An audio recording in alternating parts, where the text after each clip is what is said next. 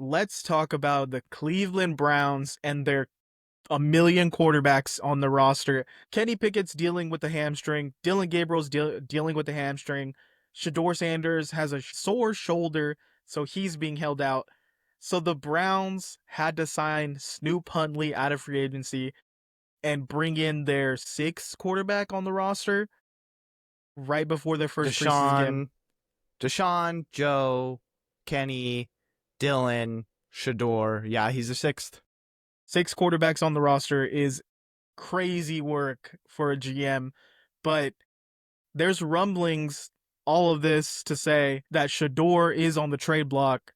You look at the roster, and we had talked about it last time. I think obviously he is better than Dillon Gabriel. I think that they are gonna, and you brought up the question, like, can you really cut a third round pick? Like, how stupid do you look when you do that? I think rather than getting rid of him or Kenny Pickett, they just take the route of, let's put Shedeur out there. We know that there was some interest before. Let's at least get it out there and see if somebody is interested in biting into a trade, because you look around the league and like there's some guys there that you feel like, I don't know about this. Let's at least do it and just kind of see if anyone gives us a call. And if anyone gives us a call, we'll go ahead and field it.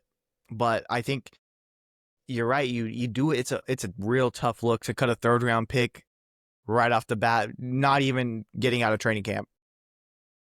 Yeah, and I saw someone saying if you actually don't look at the names and you look at the stat sheet on the Browns quarterback room, it's kind of the, on paper, a pretty impressive quarterback room, because you have Flacco, who won a Super Bowl, you have Kenny Pickett, who won a Super Bowl, and you have now Snoop Huntley, who was a Pro Bowler. So, elite talent in the Cleveland Browns quarterback room right now. But there's teams, I think, that could potentially take a swing at Shedeur. If you were the Colts right now, you have to be looking at your quarterback situation thinking, would Shedeur potentially beat these guys out, and would Shedeur potentially save my career and be a solid starter to bridge that gap from this offseason to keeping me for next year? Steichen, I think, could potentially be on the way out because of that. Maybe I'm thinking of guys trying to save their jobs. So I'm thinking of like Miami. You get him in here to back up Tua. Maybe Tua gets hurt again. Mike McDaniel shows what he can do with Shedeur, save his job for the next season. And then I was thinking the Saints, because the Saints are that desperate, and Tyler Shuck looks awful, looks terrible at camp. He looks bad. You know what you have when Spencer Rattler. You know that he can go, at least give you 4 good games. Like, hey, let's go ahead and do that before we have to make the switch to one of these guys that are the rookie quarterbacks. But Tyler Shuck looks so bad. He looks god awful. I would not be surprised if the Saints, try to make amends and they're like, hey, you know what? Let us go ahead and make a trade, because I don't think it would take a lot, honestly, to get, Shedeur off of the Browns. Realistically, you'd be helping them out at that point. But also, you'd be doing yourself a favor on that stance in getting 2 young guys. Then I think that's more of the RG3, Kirk Cousins, like, hey, we've got one, but then we've got another one just as backup, like, just to make sure that we have a guy.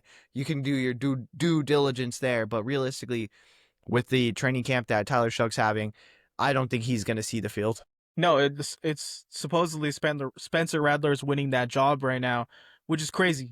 That Tyler Shuck, 25-year-old quarterback getting drafted early in the second, is not going to see the field over Spencer Rattler. But I was even thinking the Jets. Like, realistically, you just had this scare with Justin Fields. Like, thank goodness that it wasn't like a season ender where they were thinking that it was going to be. Like, it was just a minor injury, a minor tweak that he got scared on, realistically. But you look at that and you're like, oh, dang. Like, you Raven Simone look into the future and you're like, dang, if Justin Fields goes down, we are kind of screwed here. What can we do to kind of have some insurance in our back pocket? I think that would be a viable option for them. Yeah, it's going to be interesting to see. But the longer it goes, the Browns can't keep 4 quarterbacks. They just can't. And now 5. They have 5. 5 quarterbacks. They can't keep 5. They can't even keep 4. So the longer this goes, the longer it pushes to what are the Browns going to do? They have to make a decision. Someone has to get cut. And when you look at the four of them, there's a case to keep each of them because you have Joe Flacco, who's clearly going to be the starter, Kenny Pickett, who's not that old. He still has some potential. He's a good guy to have in the room because he just came from a Super Bowl team. And then you have Dillon Gabriel, who you invested a third-round pick, and then Shedeur, who probably has the most upside. So, who do you realistically cut from that quarterback room? They really did. They put themselves in a very tough spot. And I think that, we talked about the New York Giants last week, and they potentially could have put themselves in a tougher spot with the way that they got two, starting caliber quarterbacks in free agency, and then they draft a first-round quarterback. But the way that they've handled it this offseason, it was like, okay, well, we know 100%. We've already announced Russell Wilson is the guy moving forward. Jackson Dart, you're going to just be ready to play if need be. And Jameis, you're here in case of emergency. Like, But they've already set the hierarchy. What about Tommy DeVito? I love the tweet where it was like every other major sports league is like trying to create a star, and the NFL's like, hey, we got a guy who's Italian. He's a superstar. Like, I love that. But you know what I mean? At least the Giants have set forth what the plan is and very clearly told the media, this is going to be it. There's no other plan. Like, you can ask about Jackson Dart, but that is not a conversation that we're going to have. And with the Cleveland Browns, they can't even say definitively, hey, you know what?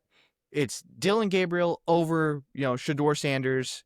And then everyone looks at the tape and they're like, why? You know what I mean? Like, it's not even you can't like pull the wool over everybody's eyes and be like, okay, no, you can't see this. No, it's very clear what's going on here and who's the better quarterback. But with the resources allocated, are you like, at the end of the day, you have to field the best team, and you just know that Dillon Gabriel is not a better quarterback than Shedeur Sanders. So I think that they are going to have to take pennies on the dollar. I think they're going to have to trade Shedeur just to make it easier on themselves. Because I don't think, vice versa, if you put Dillon Gabriel on the trade block, is anyone trading for him? Yeah, it's interesting because the Giants they've at least set a clear plan in motion, and they're going to stick to it and they're going to follow it. And the Browns are kind of like how Marvel is right now with this new Avengers movie where they're filming, but the third act is still being written. And they're at any moment, if something happens, they're going to flip and change. They're changing main characters left and right. They just said that Pedro Pascal's not going to be the lead. So the Browns are going in without a plan, ready to flip the script, and that's what leads to bad movies. Go ask Ice Cube and this new, what is it, War of the Worlds? War of the Worlds. Oh, what a banger. Go watch War of the Worlds. You gotta order something on Amazon Prime. It's wild. Did you see the clip where he does the Amazon, what is it, the drone? Oh my goodness. So in the movie, he has to place an Amazon order for a USB drive, and then he sends the drone. Like, why can't he just send the drone? No, it has to be in order. What are we talking about? Wrapping up the Browns. Yeah, the Browns gonna be the Browns. Or the Browns is the Browns, has Juju Smith once said it. It's gonna be interesting after the game tomorrow, like, to see if they field some calls, if there's something that like does interest them, or if everyone's like, you know what, like, let's just back off. Let's wait and see. If they cut him, we will swoop in and we'll get Shedeur, but we're not going to give up extra resources because, I mean, if I'm another GM, I'm just telling Shedeur, like, hey, if you get cut, we will go and get you. But I wouldn't even talk to him. I'd be like, okay, afterwards, I'm just keeping a close eye on it. And you're putting the Browns in such a bad position. Like, if no one gives them a call, you just have to sit there and watch them squirm. But here's the thing. What if Shedeur plays really well and they get too many calls? Do they start to think, okay, we need to keep Shedeur? He's clearly really good. I mean, we'll see. We'll see what ends up happening.